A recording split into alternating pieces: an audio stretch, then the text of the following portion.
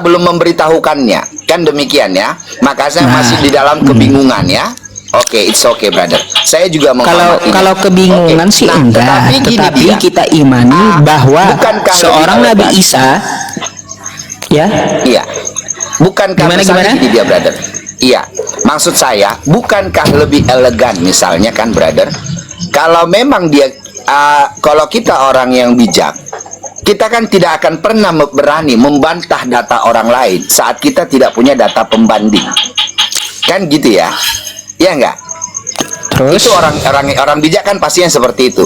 Jadi gini dia, kalau memang dia di dalam Quran itu juga belum ditentukan siapa, belum diketahui siapa yang disalib dengan Nabi Isa itu, artinya kan sebenarnya kan itu juga belum bisa membantah bahwa Nabi Isa itu tidak tersalib. Karena di dalam surah Maryam 33 juga kan di situ dikatakan Nabi Isa berucap bahwa selamatlah pada hari lahirku, hari matiku, dan hari aku dibangkitkan. Kan di dalam surah Maryam 33 itu kan Nabi Isa sendiri yang berbicara. Nabi Isa kan pastinya adalah nabi yang diutus oleh Allah menurut keyakinan seorang muslim, dan pastinya kan tidak mungkin berbohong. Ya kan? Oke, saya tanggapi ya. Oke, silakan brother. Baik, nggak apa-apa. Ketika Bang Livingnya menanyakan Al-Quran kita akan jelaskan dulu. Gitu. Iya, teman-teman, jangan dukung live ini ya. Jadi Bang Yusuf ini saya rasa salah satu cendekiawan muslim yang cukup mumpuni, makanya saya mau naik. Kalau ini, jadi saya di sini juga sebagai sama Yusuf ini, kita berbeda agama, tetapi kita adalah sahabat ya. Oke, dan saya dalam ranah menghormati Bang Yusuf. Yusuf juga dari tadi saya lihat menghormati saya. Oke, teman-teman. Jadi di sini tidak ada untuk merendahkan atau apa ya. Kita hanya bertanya pure. Silakan, brother.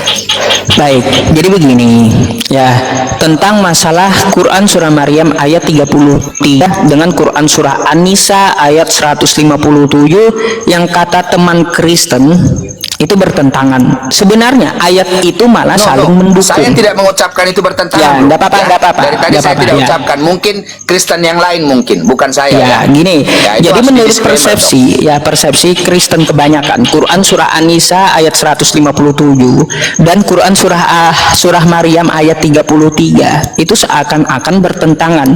Padahal tidak. Padahal saling mendukung. Kalau kita mempelajari Al-Quran itu ada namanya ilmu ulumul Quran, ilmu untuk membahas Al-Quran.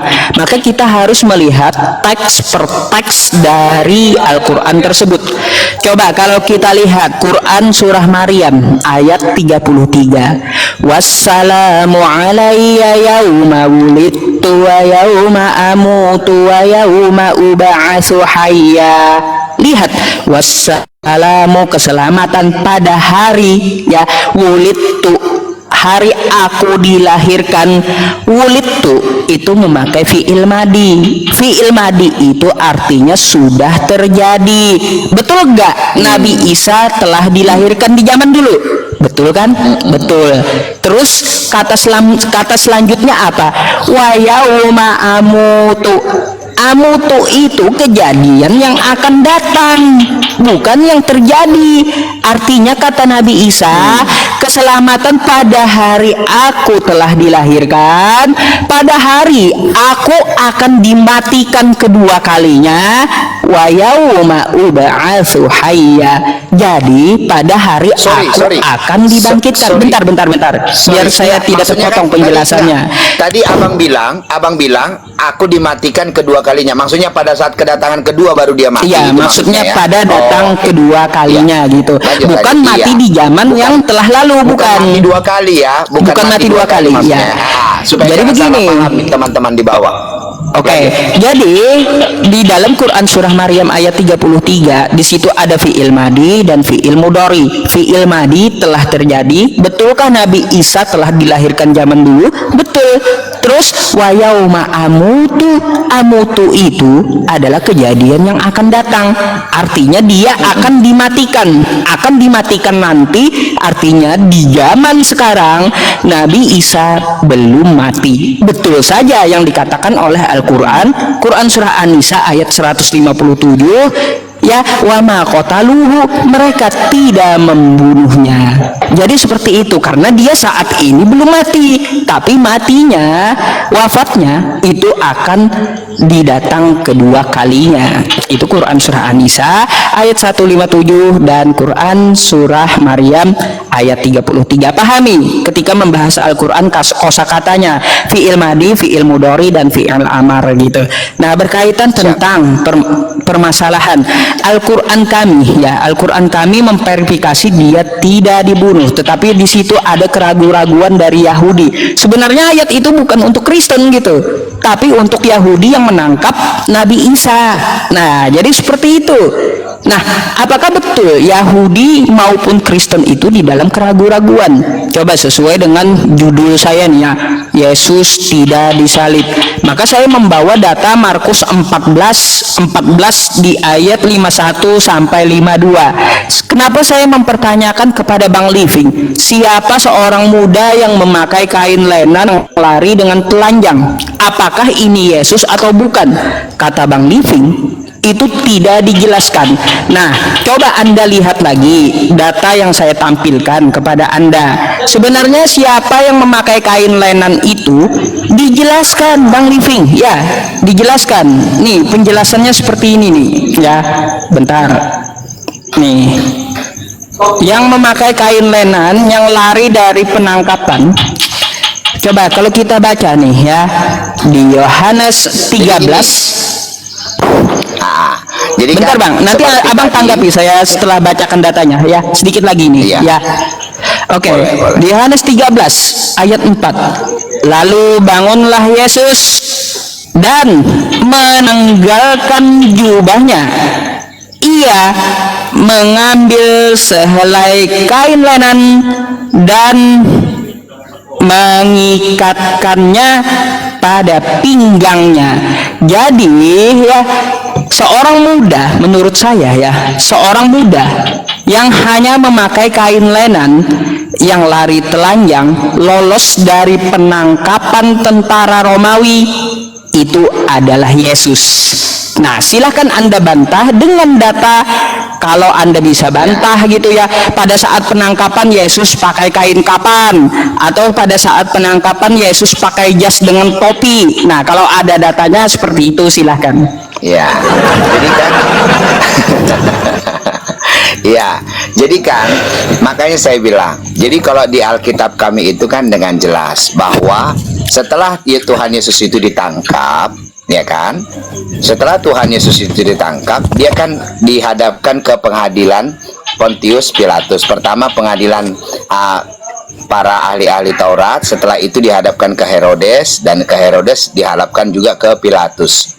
Ya, oke, dan dijatuhi hukuman mati oleh Pilatus. Dan terbukti ya, yang disalib itu benar-benar Tuhan Yesus, karena setelah penyalipannya, ya, Tuhan kami itu bangkit. Teman-teman dengarkan ya, bahwa karena dia adalah Tuhan itu, dia bangkit pada hari yang ketiga. Hanya dia satu-satunya Tuhan yang menyatakan bukti kuasanya dan bukti cintanya. Maut itu tidak berkuasa untuk menahannya, sehingga Tuhan Yesus itu bangkit ya, bersama dengan orang-orang percaya dibangkitkan juga pada saat itu. Makanya dalam Lukas 26 dikatakan bahwa banyak juga orang-orang yang mati lama masuk ke kota-kota, disaksikan oleh banyak orang. Dan yang lebih dahsyat, Tuhan Yesus juga menampakkan diri kepada para murid-muridnya, 12 rasul itu.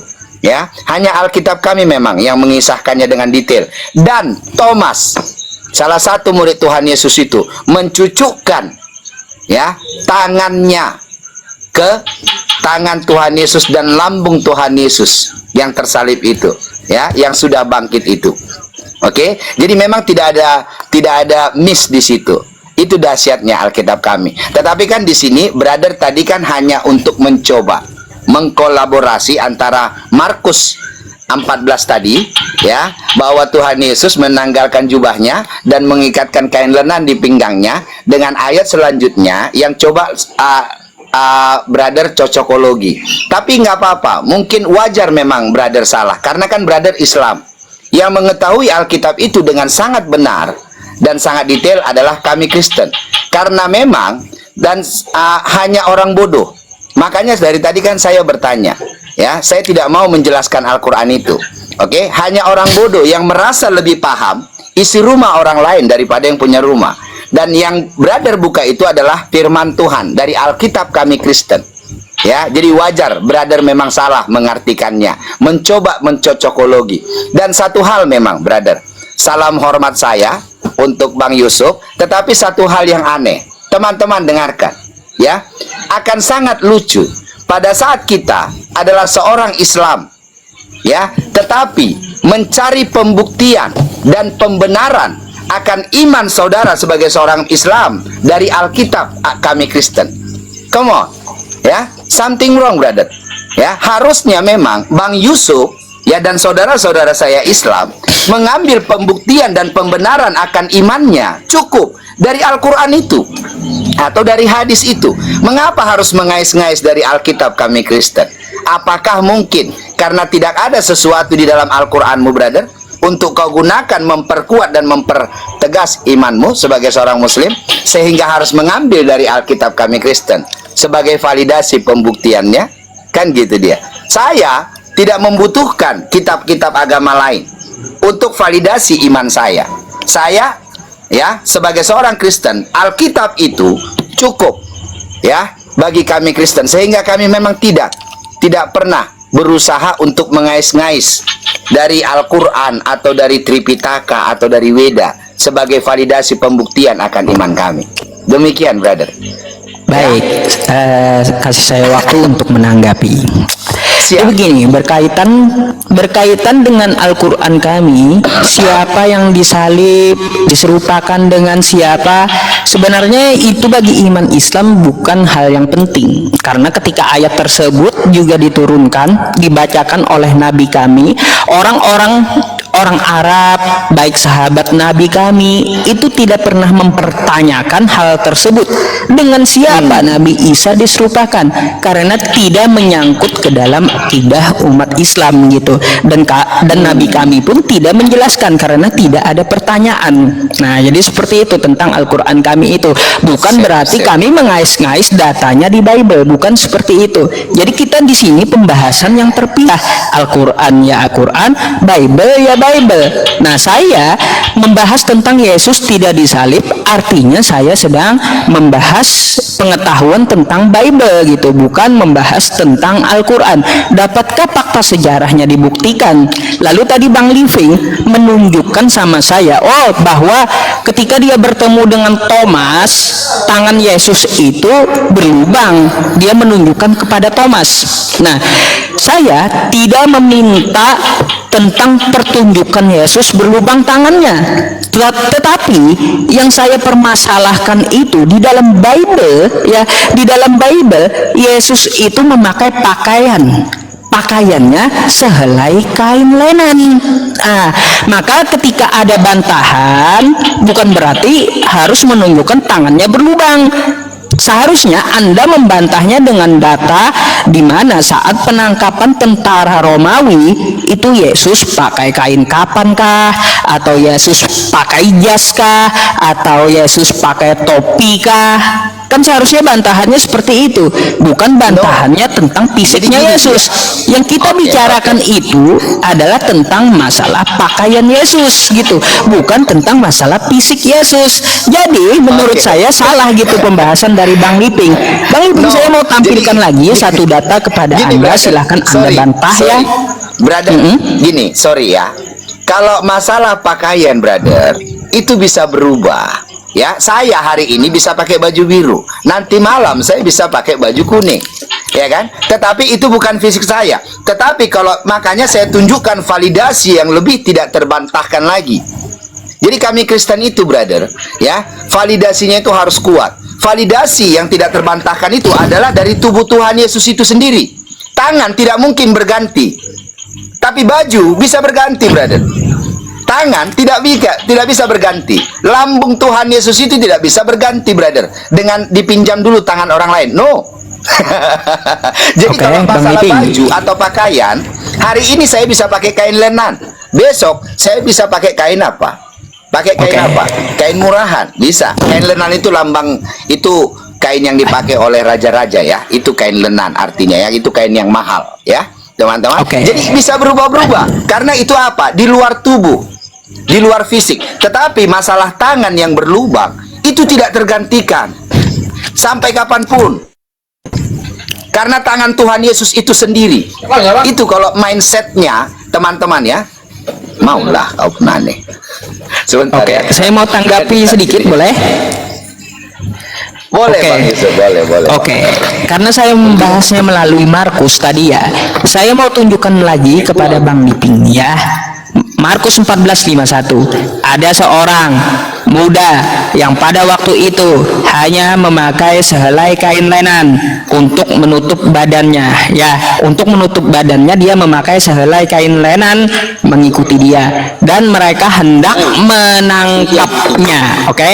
Tetapi ia melepaskan kainnya dan lari dengan telanjang, yang menurut saya sesuai data di Yohanes ini adalah Yesus yang memakai sehelai kain lenan.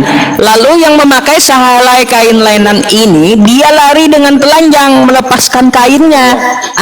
Ketika Bang Liping ya mengatakan di Markus 26 dia menunjukkan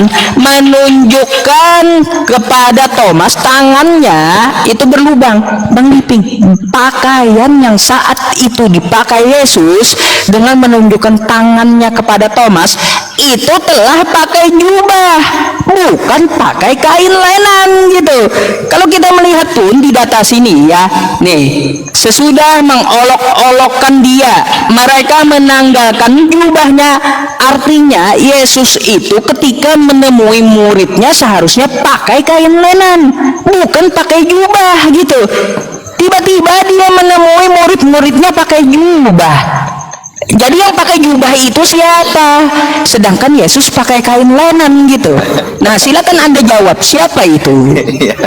Jadi justru kan brother, nggak apa-apa dari Bang Yusuf seperti itu tanggapannya, is okay ya.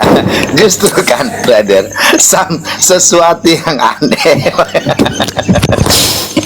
Jadi gini Bang Yusuf, but it's okay ya. Jadi kan kalau memang dia memakai, kalau kain lenan itu lihat ya, Bang Yusuf menunjukkan data sendiri ya, menunjukkan data untuk membantah ya ucapan Bang Yusuf sendiri, ya kan?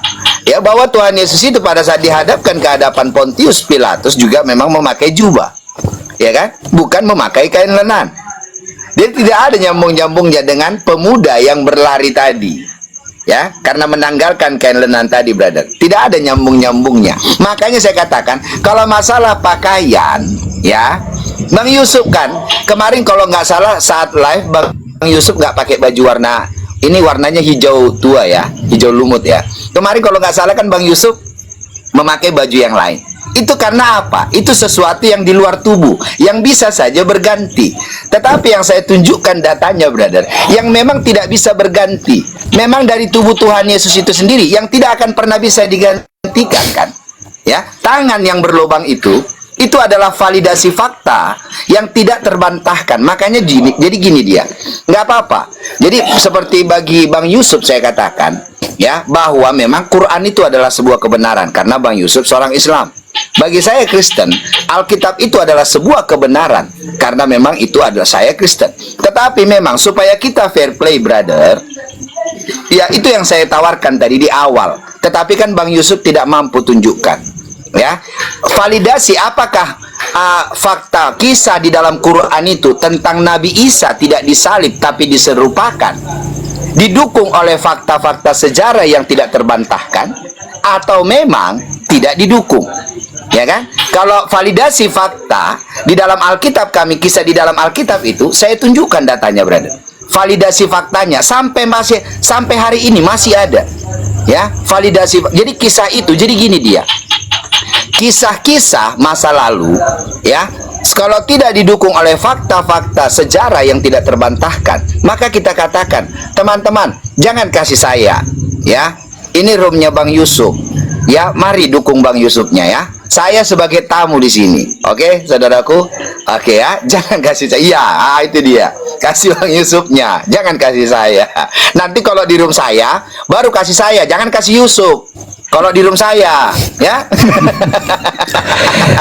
Oke, terus. Oke, tapi it's okay brother. Kebetulan saya juga mau nutup toko ya. Next kita diskusi lagi ya. Asik ini diskusinya. Terima kasih sudah menyambut saya dengan hormat dan santun di room saudaraku ini ya. Terima kasih. Salam hormat dari saya. Nanti boleh juga brother-brother cari, saya juga akan cari ya brother ya. Terima kasih. Sama-sama kita Oke, belajar. Bang Lipi, Terima kasih sebelum untuk saudara Abang keluar, semua yang di bawah. kemarin itu kan saya minta ente add saya gitu, kalau bisa nanti biar ada moderator gitu yang bisa menengahi memakai waktu gitu, kayaknya menarik gitu. Jadi add aja saya, mungkin Boleh, bisa saya boleh, undang nanti. ketika ente live gitu maksudnya, jadi bisa pakai waktu. Ya, saya yang kalah. Di sini saya kalah. Ya, di sini saya kalah. Bang Yusuf yang menang. Tenang aja, saudara-saudara saya Islam, tenang aja. Saya nggak akan ngaku menang.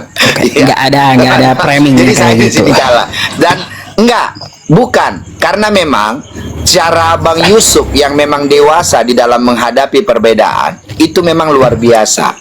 Ya, teman-teman ya. Oke, terima kasih saudaraku, saudara-saudaraku yang di bawah juga terima kasih. Salam hormat dari saya Oke. untuk saudara-saudara saya yang muslim. Terima kasih Bang Yusuf, sukses selalu brother, sehat terus. God bless Oke, you. sehat Thank selalu. you. Terima kasih Bang Living atas kunjungannya gitu ya. Oke, ya Bapak Ibu semuanya. Tadi Bang Living itu kan menjelaskan kepada kita, karena dia kan mau gantian ngomong, maka saya juga akan gantian gitu loh ngomongnya. Nggak apa-apa. Tadi kan datanya itu saya bingung ketika saya menampilkan data ketika Yesus itu ditangkap. Bang Livingnya itu malah menampilkan data ketika setelah terjadinya penyalipan gitu loh. Di sini saja keadaannya sudah tidak nyambung gitu loh. Makanya saya aneh gitu loh. Ya, katanya dia beralasan itu menampilkan fisik. Ingat, keadaan yang saya permasalahkan ketika Yesus ditangkap tentara Romawi. Bang Livingnya bantah setelah keadaan di penyalipan gitu. Setelah proses penyalipan kan sudah berbeda keadaan. Nah, di situ yang aneh menurut saya gitu ya. Yang aneh menurut saya Bang Living ketika saya kasih data tentang peristiwa penangkapan, Bang Livingnya malah kasih data kepada saya setelah peristiwa penyalipan. Nah, itu yang aneh, sudah beda keadaan gitu. Saya mempermasalahkan pakaian Yesus yang memakai kain lenan, bukan mempermasalahkan fisiknya Yesus gitu. Maka ketika mau membantah masalah pakaian Yesus ya, seharusnya bisa ditunjukkan data kepada kita bahwa ketika tentara Romawi itu menangkap Yesus, Yesusnya bukan pakai kain lenan, tapi pakai kain kapan. Nah, bisa kayak gitu. Ketika penangkapan dari tentara Romawi itu Yesus pakai jas dan pakai topi. Bisa kan, gimana bantahannya kayak gitu loh. Bukan membantahnya tentang masalah tangan yang berlubang ketika Yesus menemui Thomas. Itu peristiwa setelah penyalipan, bukan peristiwa sebelum penyalipan. Keadaannya aja udah beda gitu loh. Jadi ya menurut saya narasi Bang Living itu sudah aneh gitu ya, aneh. Baik, Bapak Ibu semuanya ya, sebelum saya melanjutkan, Bapak Ibu semuanya, saya iklan sedikit ya untuk Bapak Ibu ya, mumpung masih ada 4.000 orang lebih. Bapak Ibu semuanya yang belum subscribe channel YouTube saya, mohon bantuannya kepada Bapak Ibu semuanya untuk subscribe channel YouTube saya ya. Di sini